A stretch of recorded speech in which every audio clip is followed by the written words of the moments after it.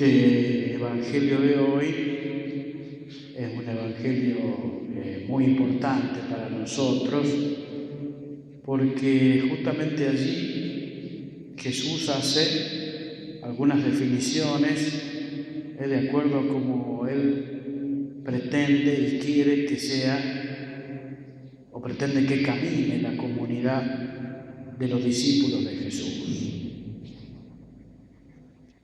Y este evangelio lo encontramos en el texto de Mateo. Es el único de los evangelios que tiene esta palabra iglesia.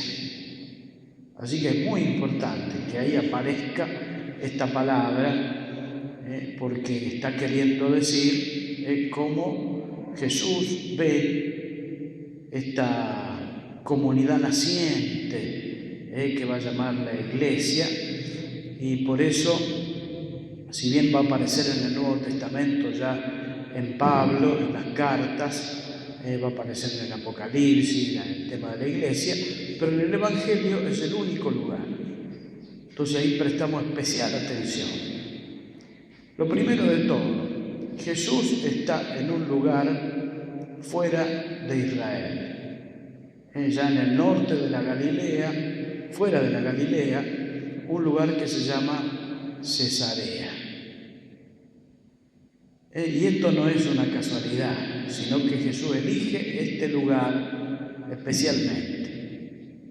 Allí, esta ciudad había sido fundada por Herodes.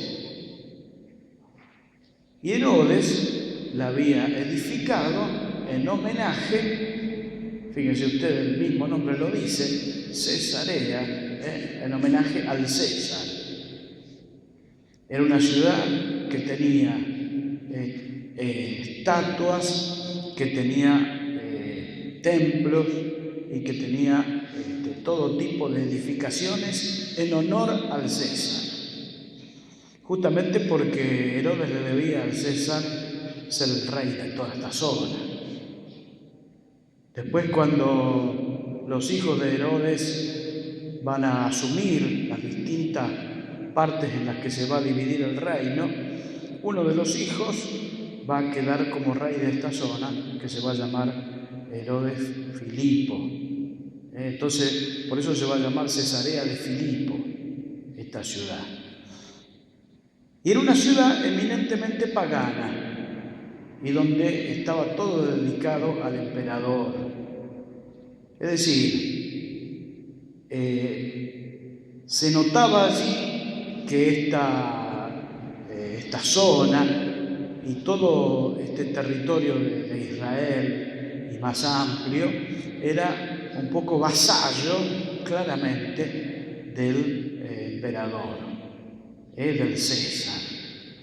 Y entonces todo dependía del César y bastaba que alguna cosa no estuviera bien para que el César mandara las legiones de soldados para aplacar cualquier problema. Y también le imponían a los vasallos los tributos, o sea que tenían que pagarles impuestos al César. Entonces se veía la mano poderosa de este emperador porque dominaba cruelmente a todas sus posesiones. Y la zona esta de la Galilea no era menos que las demás, era una más de todas las zonas vasallas, todas las zonas que tenían así una situación de esclavitud con respecto a Roma. Lo que Jesús va a hacer allí en Cesarea es decir, yo no quiero una sociedad así. Yo quiero otra cosa. Y ahí entonces aparece esta idea de la eclesía, de la iglesia. Ella no es un emperador que decide la vida y la muerte de los pueblos y recibe los tributos de todos, sino que la comunidad nueva va a ser justamente eso, una convocación, va a ser una asamblea reunida que va a ir decidiendo junto con la autoridad que él va a poner, que es Pedro. Entonces Pedro y la iglesia, Pedro y la asamblea y Pedro, es decir, nunca separadas, siempre juntas, porque justamente todos van a tener voz y voto en esta asamblea nueva que va a nacer allí de Cesarea de Filipo. Es decir, un grupito de algunos miembros de lo que va a ser la comunidad naciente, que junto con Jesús en esta ciudad del César van a decir: no queremos que el imperio sea la forma, no queremos este tipo de organización para nosotros. Para la comunidad de los cristianos, la nueva realidad se va a llamar iglesia, que va a ser entonces la asamblea convocada donde todos tienen voz y tienen voto.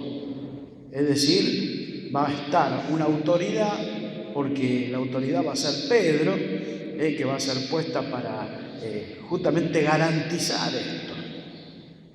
La tendencia siempre ha sido a que nos parezcamos más a un imperio que a una asamblea donde todos tengamos igualdad de condiciones y de palabra. Así que necesitamos siempre mirarnos aquí en la intención original de Jesús. ¿Qué quiso hacer nuestro Maestro cuando funda en Pedro su iglesia? Que la llama justamente con esta palabra, porque era una palabra que indicaba en tiempos de Jesús una forma política de trabajar que tenían las ciudades, que era la de reunirse y de tomar decisiones, donde todos podían decir algo, donde todos podían tomar la palabra y expresar lo que opinaban.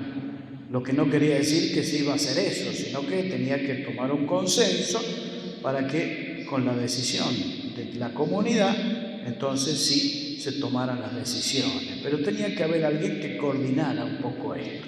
Esto es lo que va a hacer Jesús con Pedro. Por eso Él va a ser el que va a coordinar la eclesía, el que va a ser como el jefe de la eclesía, justamente porque su responsabilidad va a ser la de que todos puedan, de una u otra manera, estar allí presentes y participando de esta nueva realidad de la comunidad. Ya no más emperadores, ya no más imperio, ya no más César, ya no más alguien que pretenda que sea adorado como Dios, porque eso es lo que pretendían los Césares. Sí, Jesús, Jesús, el nuevo Adán, la nueva creación, empieza aquí. Entonces, por eso un evangelio trascendente. Por eso nosotros miramos siempre este evangelio, miramos siempre a Pedro, miramos siempre la sucesión de Pedro, porque justamente desde allí Dios está coordinando esta comunidad que va caminando en la historia. Bueno, renovemos nuestra fe. Creo en Dios, creador